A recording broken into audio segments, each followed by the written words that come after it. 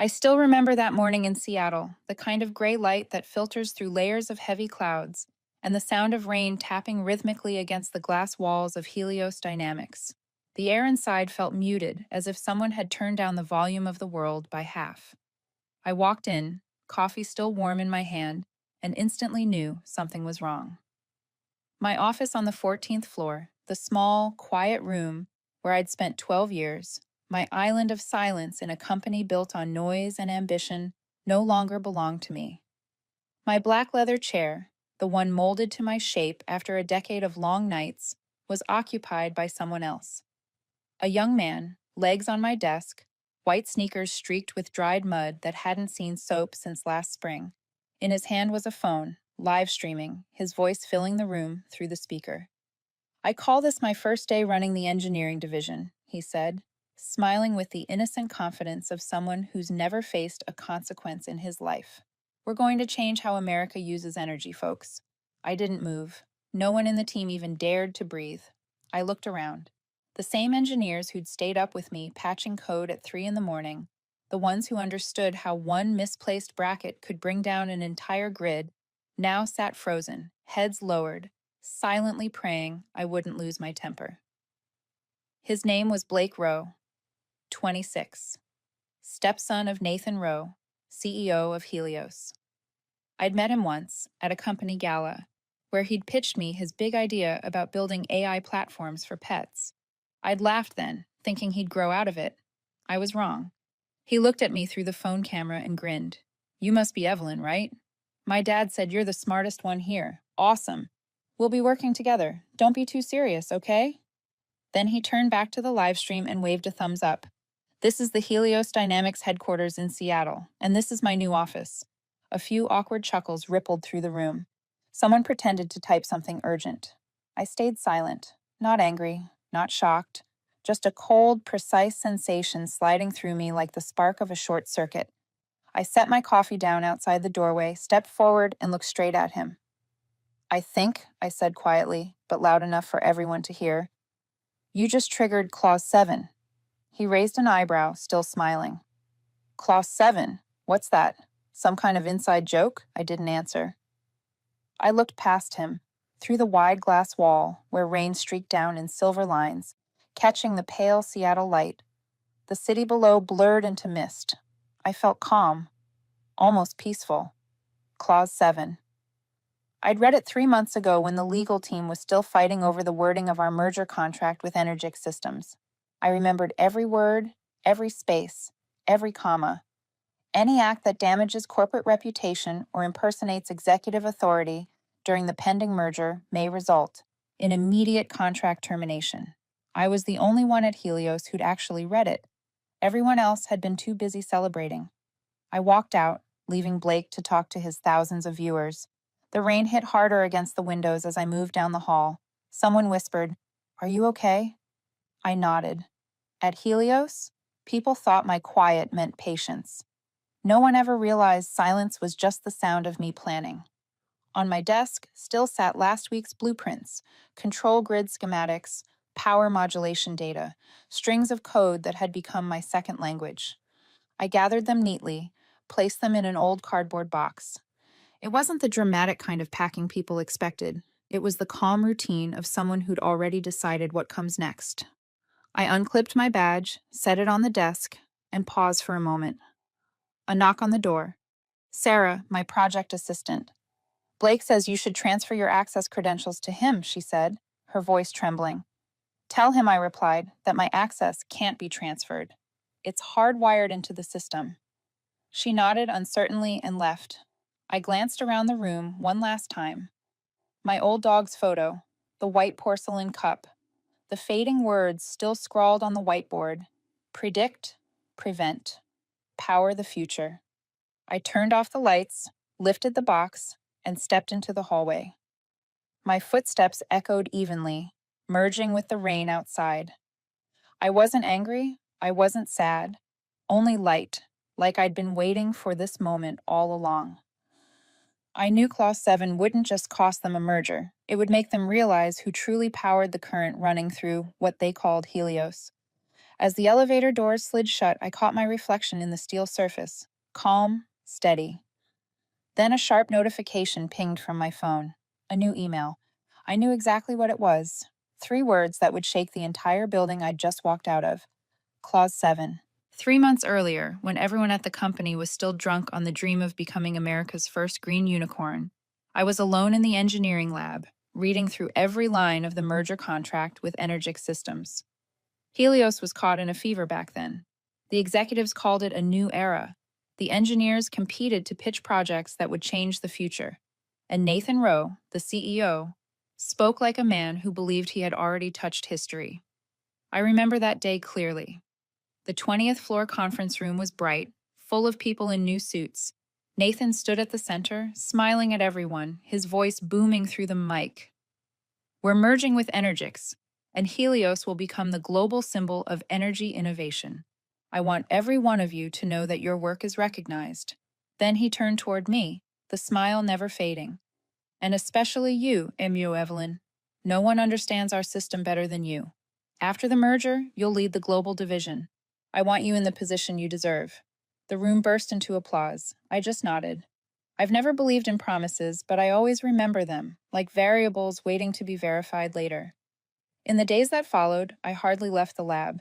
My team and I ran endless diagnostics on the Helios Grid Intelligence System, the heart of the deal. We patched bugs, optimized transmission routes, and rewrote predictive algorithms for New York's power grid. Everyone believed this was the turning point in Helios's history. I did too, at least then. Then, one Saturday night, while reviewing my technical notes, I received a strange email. The subject line read, Leadership Proposal. It looked like someone had sent an internal thread to the wrong recipient. When I opened it, there were only 4 short lines. After review, the position of VP Global Engineering should be assigned to Blake Rowe. Despite his lack of experience, he offers stronger media representation and a friendlier image to the press. Evelyn Hart may continue supporting the team in a technical capacity, but is not a suitable face for global leadership. At the bottom was Nathan's signature. I read it again and again, feeling a cold emptiness spread through me, not from surprise, but from how suddenly everything made sense. I saved the email without replying. Outside, the city lights shimmered and traffic moved like data streams flowing through my mind. I wasn't angry, I just took note. The following week, during a board meeting, Nathan told everyone I had chosen to step back into technical work, that I wasn't interested in titles or power. I watched him say it, calm as stone, and the others assumed it was true. Afterward, a colleague leaned over and whispered, "You're not going to react?" I said simply, "Not yet." From that day, I started rereading every legal document tied to the merger. The contract was over 400 pages long, packed with jargon and overlapping clauses. Most people cared only about the numbers, how much money, how many shares, how much power. I cared about how it could all fall apart. I found it on page 46, a short paragraph buried between hundreds of lines, almost invisible. Clause 7. Any act that damages the reputation or misrepresents executive authority by the acquired party during the pre-signing period may result in immediate termination of the agreement at the sole discretion of the buyer. I read it again, then a third time. The wording was razor sharp. It was clearly written by Energix's legal team, a safeguard against Helios's leadership. I printed it out and marked it in yellow. The next day, I brought a copy to legal and asked jokingly, "Does this clause actually hold up?" The contract officer laughed. "Oh, that's just there to reassure the buyer. No one's foolish enough to trigger it." I smiled and nodded. "Right," I said. "No one's that foolish." The truth was, I didn't want to believe Helios would ever cross that line. I'd given 12 years to this system, built it from the first lines of code. But faith in leadership's honesty was a luxury I'd lost long ago. Nathan wasn't just lying. He was grooming Blake to replace me, to turn the merger into a family victory. From that moment, every night, I backed up the technical data. Each time, I saved another copy to my personal drive. I documented everything, cataloged every piece of intellectual property, not because anyone asked me to, but because instinct told me to. I knew that if the day came, the evidence would speak for itself. A month later, Nathan introduced Blake to the company. He'll be managing communications and supporting the Helios Grid project, Nathan said to a crowded auditorium. Young, creative, and the perfect face for our new image. I sat in the third row and clapped lightly. No one noticed the smile on my face. That night, I came home late. Rain was falling hard. I made tea, opened the contract again, and placed the printed copy in front of me. Clause 7 sat there, small and quiet, like a trap hidden inside a maze of legal words. I circled it with my pen and wrote a note in the margin. If they want a power game, they'll get one, by the rules they wrote themselves. Then I turned off the light and left the document on my desk. The Seattle rain kept falling, the city lights reflecting off the white paper. And I knew, someday soon, Clause 7 would no longer be ink on a page. It would be the answer. That morning carried a strange kind of quiet, not the peace before a new day, but the stiffness of something off balance. Seattle was still raining, thin streams sliding down the glass walls of Helios, a gray light spreading through the halls. I arrived early, as always.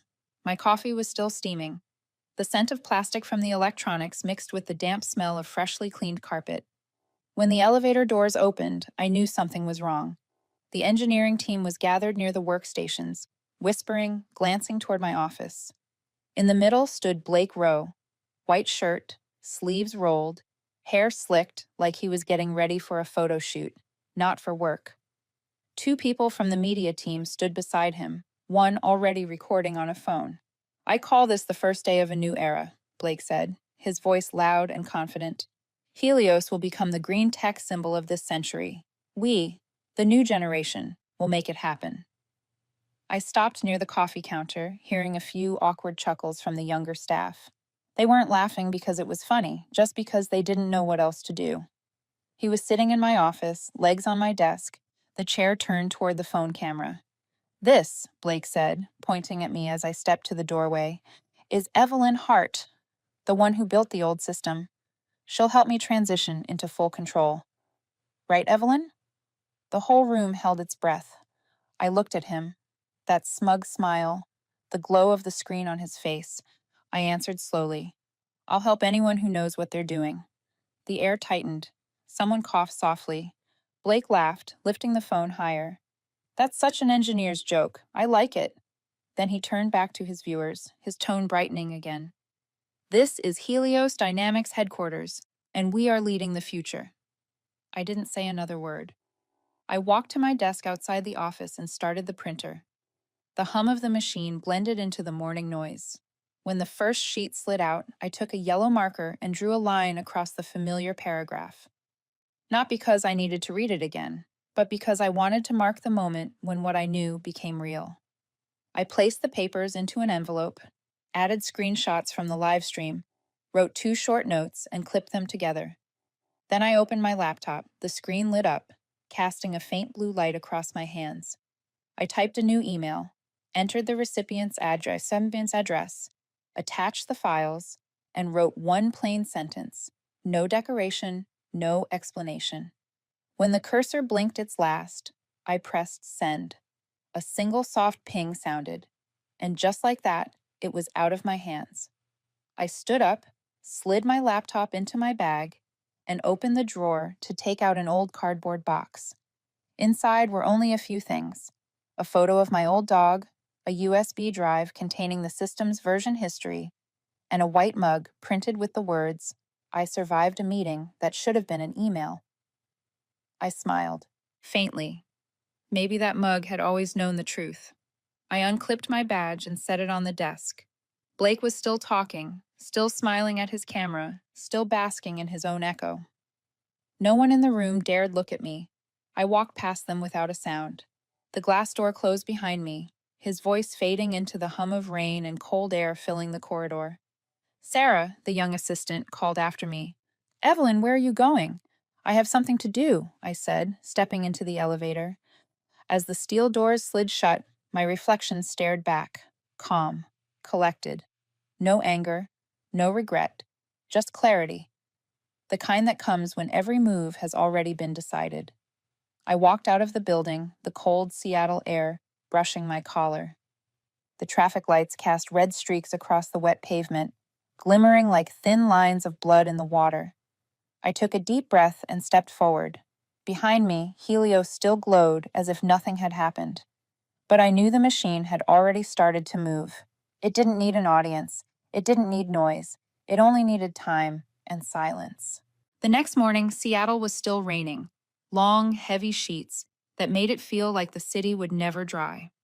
I sat in a small cafe on Pike Street, facing the Helios building. My cappuccino had gone cold, steam rising faintly from the rim. I checked my watch. 7:42 a.m.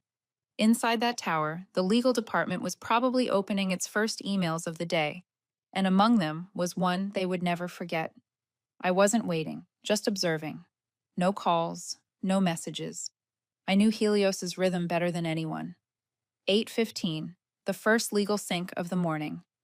8:20, when they checked the inbox for any correspondence from Energix.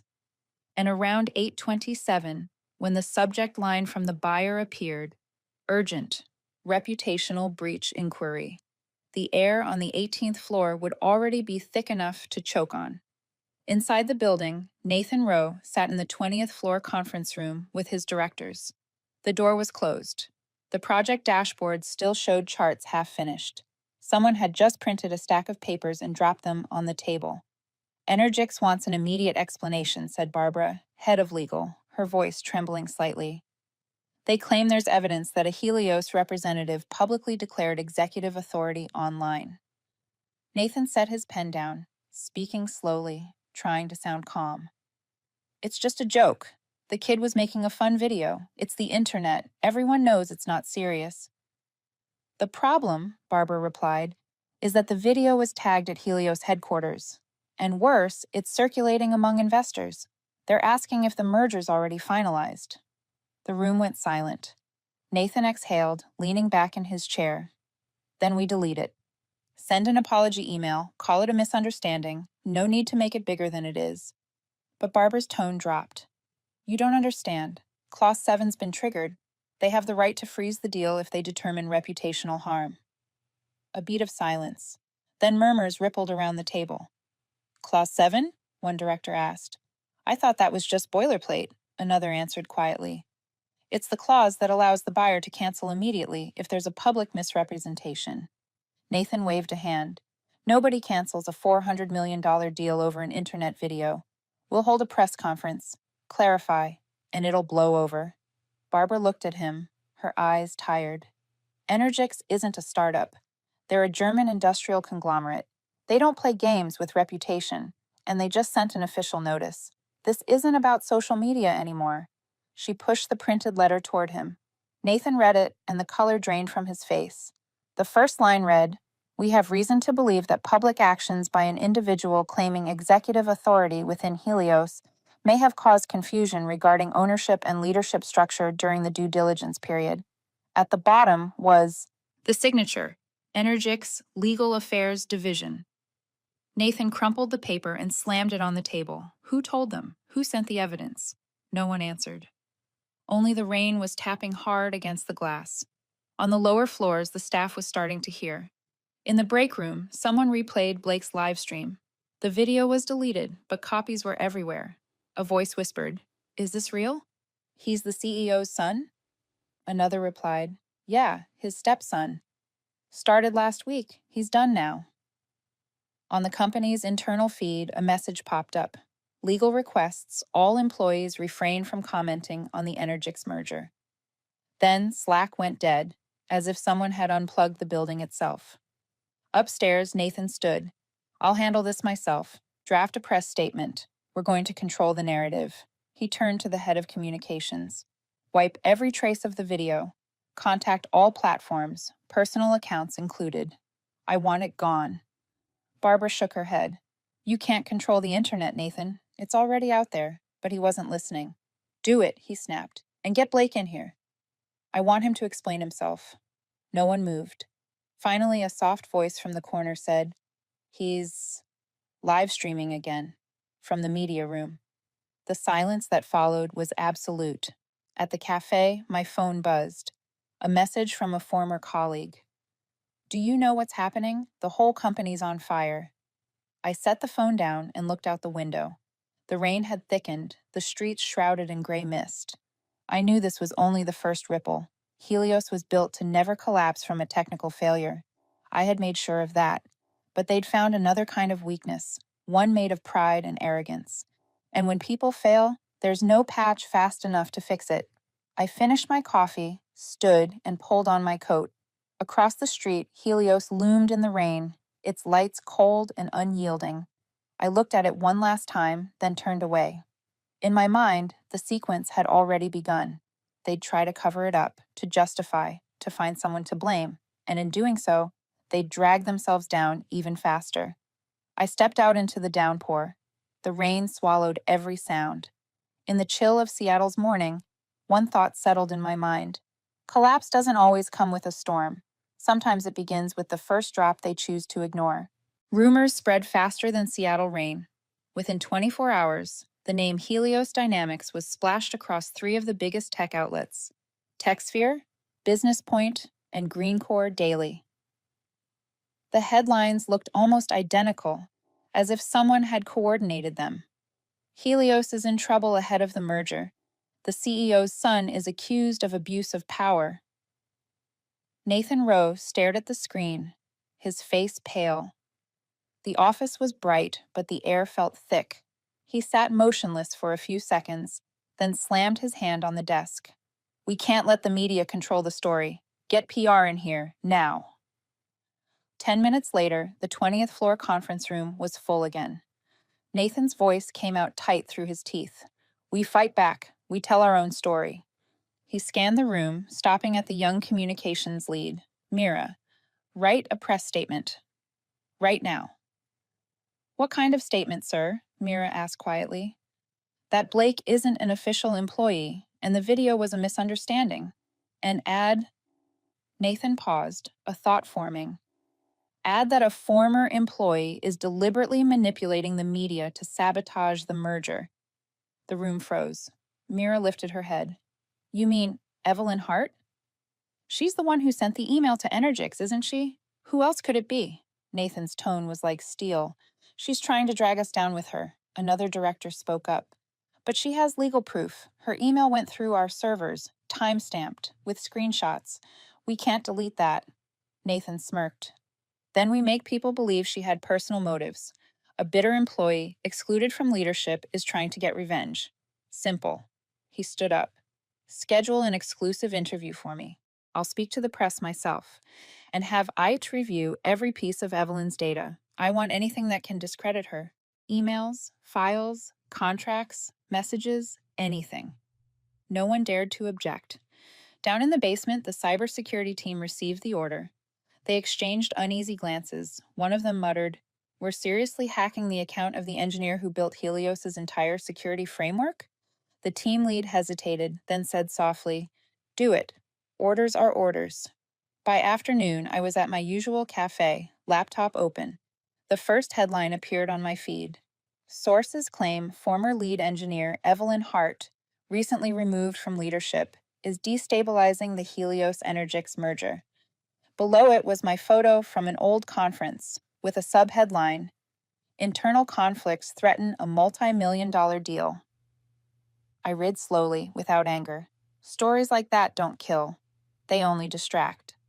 I took a sip of coffee, the cold light from outside reflecting my face in the laptop screen. I had expected Nathan to try this. He always believed that if he could control the narrative, he could control the truth. My phone buzzed, a text from an unknown number. They're in your system. Don't go home. Check your backups. I didn't need to ask who sent it. A former colleague, one who still owed me a favor for saving the legal department's server months ago. I closed the laptop, checked my device logs. 3 unauthorized logins in the past 4 hours, all from Helios's internal network. They were doing the stupidest thing possible, trying to break into my system. I opened my security console, watching the data streams move. The trace showed they were attempting to download files labeled HL-core/prototype. I smiled. Every one of those files had a defense mechanism. Any unauthorized access triggered an auto logback. sending all access records directly to me. Within 3 minutes, every trace of their intrusion was stored on my private cloud server. I sent a copy to Energic's Legal Security Division with one simple note: unlawful access attempt from Helios internal IP. Timestamp attached. 10 minutes later, their reply came. Thank you. We're opening an internal investigation. Federal authorities will be notified if necessary. I sat still, listening to the rain tapping the cafe window. Sometimes you don't need to fight loudly. You just let them pull the trigger themselves. At Helios, Nathan was starting to feel the pressure. The press release was out, but the response wasn't what he'd hoped. Social media split in two, half defending him, half mocking him. The hashtag had Nepotism. Athelios began to trend. Blake, meanwhile, stayed oblivious. He posted a new story, a photo with the Helios logo, captioned, "Still here, still running the future." Mira nearly fainted when she saw it. "Mr. Nathan," she gasped. He posted again, and tagged Energix this time. Nathan slammed his palm against the table. "God damn it! Tell him to delete it! Now!" "We tried," Mira said, voice shaking. "But it's already been shared over 2,000 times. The more we delete, the faster it spreads." Nathan said nothing. He grabbed his phone and dialed. "Blake, get down to my office. Now." No one knew exactly what happened next, but 20 minutes later, a loud crash echoed down the hallway. Someone nearby heard Nathan shouting, "You just destroyed the whole company." By late afternoon, Helios had fallen into an eerie silence. Employees worked with a nervous energy. Some deleted their LinkedIn profiles. Others changed their photos. In the boardroom, Barbara opened a new email from Energix. "We have detected unauthorized access attempts originating from Helios targeting a third party's personal system. According to protocol, this constitutes a serious breach. The merger will be suspended pending investigation." She looked up. Nathan sat slumped forward, hands gripping the table. "Could anything else possibly get worse?" he asked quietly. Barbara's voice was calm, almost gentle. "Worse? Yes. If they find out the person they attacked owns the system's core." A long silence filled the room. Then Nathan lifted his head, his voice rough. "Who would be stupid enough to send the evidence to Energix?" Barbara met his eyes. "Someone who knows exactly what she's doing." That night, I got home late. The city glowed through the rain, traffic lights stretching like molten threads across wet asphalt. I opened my laptop. Dozens of new notifications appeared. Emails from lawyers, replies from Energix, and a short message from an old friend. They're panicking. I leaned back in my chair and poured a glass of white wine. I didn't feel joy, only stillness. Everything was unfolding with mechanical precision, just as I'd designed it. There was nothing left to explain. Outside, the rain shimmered silver under the streetlights. Somewhere in the city, Helios still burned bright. But that light had started to flicker. A simple signal, but unmistakable. The system was failing. The next morning, the sky over Seattle was thick with fog. The rain had stopped, but everything remained damp and heavy, as if the air itself was holding a secret. I sat in a small cafe by Lake Union at my usual table by the window. My laptop was open in front of me, a cup of jasmine tea steaming gently beside it. I no longer worked for Helios. Now I work for Horizon Logic, the company I founded 2 years ago, in complete silence. Back then, it was meant to be nothing more than a legal shell, a quiet safeguard to protect the algorithms I'd written in case Helios ever went off the rails. I didn't think that day would come so soon. But now, Horizon Logic wasn't just a cover, it was the fortress I'd built. And the only one I needed. I opened an old system file. The first line appeared clearly: "Licensed to Helios Dynamics by Horizon Logic, LLC." I read it again, calm and steady. The core system that powered Helios, the platform controlling its entire energy, data, and operations network, didn't actually belong to Helios. I had developed it, copyrighted it under my own company, and licensed it to Helios for a 24-month term. Every clause was legal, every signature valid, every detail airtight. No one on the executive team had ever read the technical appendix carefully enough to notice the clause tucked inside. I opened my inbox and began drafting an email to Energix's legal department. The company is currently trying to acquire Helios. Dear Energix team, I confirm that the middleware currently in use by Helios Dynamics is licensed through Horizon Logic LLC, a company I fully own and operate. Attached are the licensing documents, copyright registration, and the contract term for your review. Sincerely, Evelyn Hart. I read it once more, then sent it. No extra lines, no explanations. The truth, when stated plainly, doesn't need to raise its voice. About an hour later, I received their reply. It was brief. Thank you, Ms. Hart. We have received the documentation and are reviewing it. Should Clause 7 be applied, Energix remains interested in continuing direct collaboration with Horizon Logic to maintain and protect the core technology. I reread the message, feeling the weight lift from my chest. Helios might be collapsing, but their technology, the thing that kept them alive, still flowed through me. From that moment, the balance shifted. I was no longer the one being cast out. I was the one they needed. That afternoon, a message came from an old contact inside Helios. They're in chaos. No one dares touch the core system. Energix froze the deal pending investigation. Nathan's losing it. I didn't reply. I just looked at the screen, then opened my monitoring software. Signals from Helios's servers appeared in neat rows. Everything was still running normally, but one entry stood out. Someone inside Helios was trying to unlock the file Horizon Licensing Registry.xml. 3 failed password attempts triggered Nkom. Automatic alert to both me and Energix. Unauthorized access detected from the Helios Dynamics network. 10 minutes later, another email arrived, this time from Helios Legal. Evelyn, we need to talk, urgently. I stared at the line for a long time, then shut the screen. There was nothing left to say. They'd had their answer all along. They just refused to read it. While I sat quietly in the cafe, across the city, Helios was burning from the inside. Nathan was pacing the conference room, a paper trembling in his hand. She's claiming the technology belongs to her own company? That's impossible. I paid her salary for 10 years. Barbara, the head of legal, spoke softly, her voice hoarse. Everything checks out, Nathan. She registered the company, filed the copyright, and signed a licensing agreement. And you approved it. Nathan froze. Me? Yes. Your signature's on the last page. He stared at it, his own name, curved and permanent, like it was proof of a crime he hadn't realized he'd committed. Barbara continued. She didn't steal anything. She just understands the system better than anyone in this building. The room went silent. No one argued. They all knew it. The rules had changed, and the one rewriting them was me. That evening, as I left the cafe, the rain started again. Soft, steady. The streetlights stretched across the puddles, glowing like blurred lines of code flowing through the dark. I checked my phone. A new message from Energix was waiting. We have reviewed the documents. In the event that Helios loses operational rights, Energix is prepared to negotiate directly with you and Horizon Logic. I slipped the phone into my coat pocket and walked across the wet street.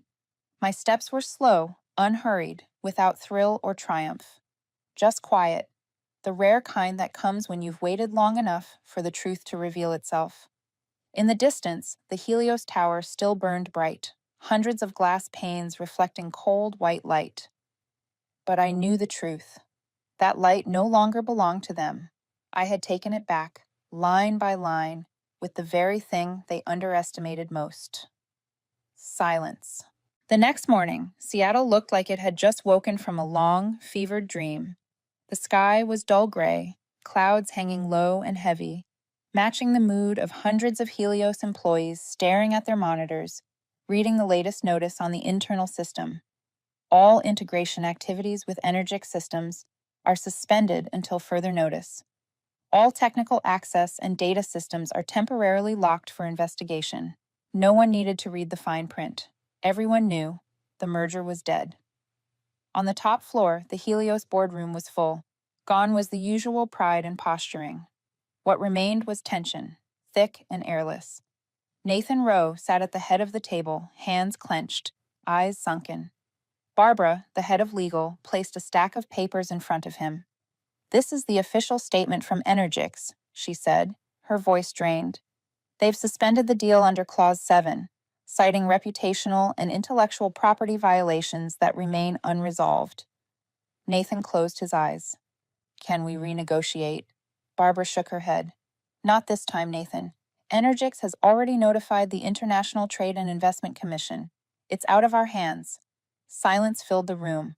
The clock on the wall ticked loudly enough for everyone to hear. One of the younger directors spoke softly, trying to keep his voice steady. "We could reach out to Hart. Evelyn. Maybe she can—" Nathan cut him off. "No. She started this. She wants revenge." Barbara looked up, her gaze sharp as glass. "I don't think so. If she wanted revenge, she would have gone public. She only sent the documents to Energix. That means she's protecting something, maybe her own system." A few people nodded. Someone exhaled quietly. No one said another word, but everyone understood. Helios was now an empty shell. Across the city, I sat in my apartment in Capitol Hill, laptop open as the alerts poured in. Social media was on fire. Blake's posts, the CEO's son, had become the tech world's favorite joke. The hashtag #NepoEnergy was trending at the top. Small investors were dumping Helios stock in panic, and Energix had just issued a brief statement. Due to serious breaches of confidentiality and ethical conduct during due diligence, Energix Systems has decided to suspend the merger with Helios Dynamics. 14 lines. Enough to wipe 38% off Helios's market value in a single day. I read it quietly. Not angry, not triumphant. Just a strange stillness, like watching a system I'd once built unravel perfectly according to its own logic. Around noon, my phone rang. An unfamiliar number. A tired, raspy voice answered when I picked up. "Evelyn, this is Barbara." "I know," I said calmly. "I figured you'd call eventually." "I won't waste time," she said. "We need you." I leaned back in my chair, eyes tracing the thin lines of rain streaking down the window. "Do you need me, or does Helios need me?" Silence. Then she said softly, "Both." "I'm not coming back," I replied. "Evelyn, I understand. But if you don't help, the Helios Grid project will be shut down. Over 400 people will lose their jobs. And I know, no matter how angry you are at Nathan, you still care about what you built." I didn't answer right away. She was right about one thing. I didn't want to see the system I created buried under their incompetence, but I also couldn't pretend nothing had happened. "Barbara," I said slowly, "I won't work for Helios again. If they want the system to keep running, they'll have to work with Horizon Logic. On my terms." "What terms?" she asked quietly. "Three," I said. "One, full technical authority. Two, a direct contract between Energix and Horizon Logic. Helios stays out of it. And three, Nathan Rowe steps down as CEO." The line went dead silent. I could hear her breathing, then a soft sigh. "I don't know if they'll agree." "They will," I said, "because without me, Helios has nothing left." At that same moment, in the Helios headquarters, an emergency meeting was underway. Barbara relayed our conversation. When she finished, Nathan shot up from his chair. "Absolutely not. She wants to push me out of my own company?"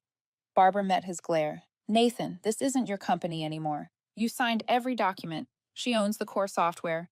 Energix holds the right to cancel the deal. If you don't step down, it's over."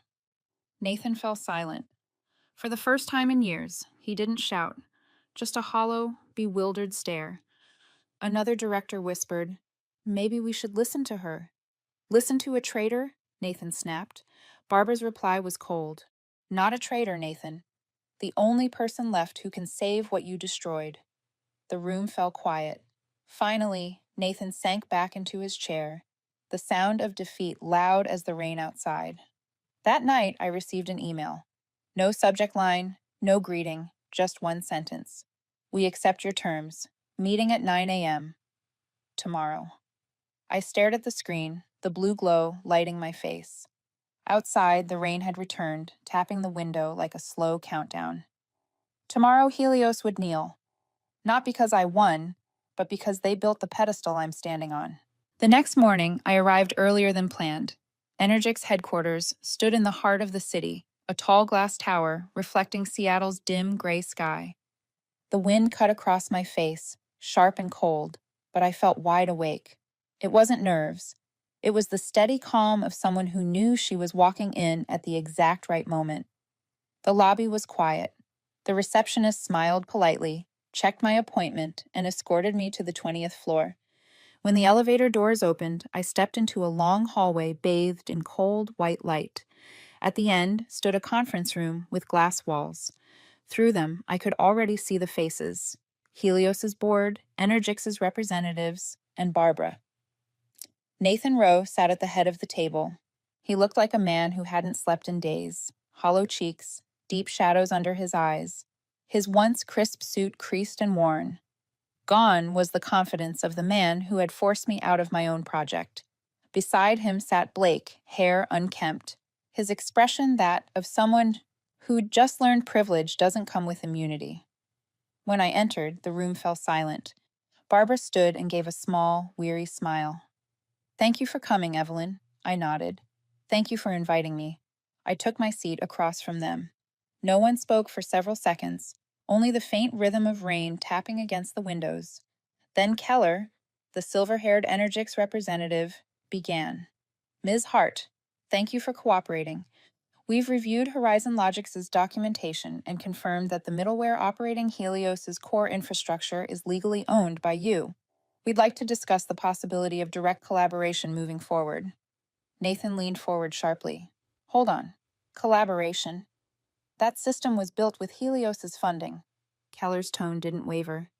"Funding does not equal intellectual property, Mr. Rowe.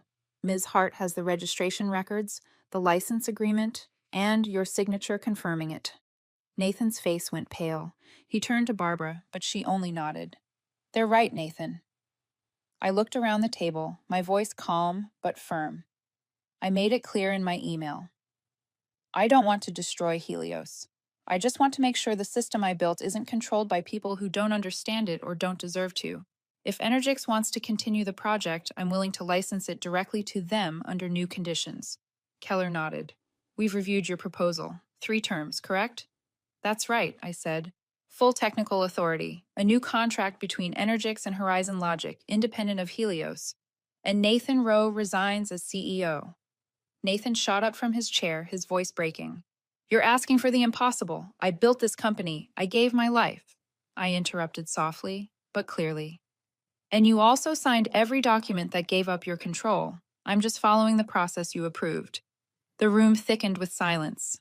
Barbara took a deep breath. "Nathan, listen. To me. If you don't step down, Helios collapses. The merger dies, the stock crashes, and you'll be forced out anyway. This way, at least, you keep a shred of dignity." Nathan froze. His eyes met mine. Anger, despair, and resignation all tangled together. Finally, he sat back down, his voice hoarse. "If I step down, you'll keep your word?" "I will." He nodded slowly, then lowered his head and signed the withdrawal document. The sound of the pen scratching paper echoed through the room, dry, final, and cold. Keller spoke up, breaking the tension. "Good. Then we can move forward. Energix will formalize the licensing agreement with Horizon Logic. We'd also like to offer you a seat on the new Helios executive board after restructuring." I tilted my head slightly. "I'm not looking to be anyone's employee. I'll manage the system, but I answer to no one." Keller smiled faintly. "Understood. You'll have an independent vote on the technical council." I nodded. "When do we sign?" "Today." A legal associate entered, carrying a freshly printed stack of contracts. I read every page carefully, the new partnership agreement between Energix and Horizon Logic. Every clause was clear. Every right stayed in my hands. I signed, my stroke sharp and deliberate. Keller signed next, then passed the pen to Barbara. Nathan didn't look up. His hands were clasped tight, knuckles white. Blake kept his head bowed, silent. When it was done, Keller rose to shake my hand. Congratulations, Ms. Hart. Helios can operate again, under new management. Thank you, I said. But it's not Helios anymore. It's Horizon Helios. Keller chuckled softly. A new name for a new era, I suppose. I gathered my papers and stood. This era won't have room for complacency. Then I turned and walked toward the door. The glass closed behind me, reflecting their faces. The same people who once believed power couldn't be taken from them. In the elevator, I caught my reflection in the dim mirror. No celebration, no fireworks, just quiet, deep and real. I hadn't sought revenge. I'd simply reclaimed what was mine in the only way they never saw coming. When I stepped outside, the rain had stopped. Noonlight filtered through the clouds, touching the glass tower behind me. For the first time in years, I felt unburdened. No anger, no fear. Only one thing remained: freedom. That day, Helios died. But Horizon Helios was born under my hand. That evening, Seattle was unusually quiet. The rain had stopped completely, and the last rays of sunlight shimmered across the wet streets as if the city itself had been rinsed clean after the storm. I sat in my new office, just a few blocks from the old Helios building. Yet it felt like a lifetime away. The room was small and simple. No logo, no glass walls, no boardroom shine. On the wall hung a single-framed map of the Horizon Helios Energy Network, lines of data branching out like veins in a living organism. Everything now flowed through me: the access keys, the licenses, the contracts, the safety systems, even the operating permits Helios once flaunted as its crown jewel. My laptop glowed with new notifications. Partners, investors, even corporations that once ignored me were now flooding my inbox with offers. Some began with, "We've always admired your work." Others with, "Helios never deserved you." I didn't reply. I simply flagged each one and read them slowly. After years of being dismissed, my silence spoke louder than any statement I could make. When the screen dimmed, I stood and stepped out onto the balcony. The city below moved as if nothing had happened. Cars gliding through wet streets, neon reflections dancing across the glass. But I knew better. In the corporate world, even the smallest shift could reorder the board entirely, and this time I had made the first move. The phone buzzed softly on my desk. It was Barbara. Her voice was tired, but lighter. "We've finished the restructuring. Energix now holds the controlling stake, and Helios has officially been renamed Horizon Helios. You're listed as Chief Technical Officer and co-founder." I smiled. "Thank you, Barbara." "No," she said quietly. "Thank you. Without you, there'd be nothing left to save." We fell silent for a moment. Then she asked gently, "Are you coming back to the main office?" "I don't think so. I want the system running. I just don't need to stand inside it anymore. Once it's stable, I'll step back." "I understand," Barbara said. "You've always done things your own way." When the call ended, I stayed there, watching the light fade over the rooftops. The sun was setting behind the gray clouds, scattering a pale gold glow over the damp skyline. A simple evening, but for me, it felt like closure. I brewed tea, sat down, and reopened the system dashboard. Everything was steady. No unauthorized access, no faults. The data streams flowed smoothly across the screen, calm as a heartbeat. In the corner glowed the new logo, Horizon Helios, managed by Horizon Logic. I read it again and again, not because I doubted it, but because I wanted to remember this feeling.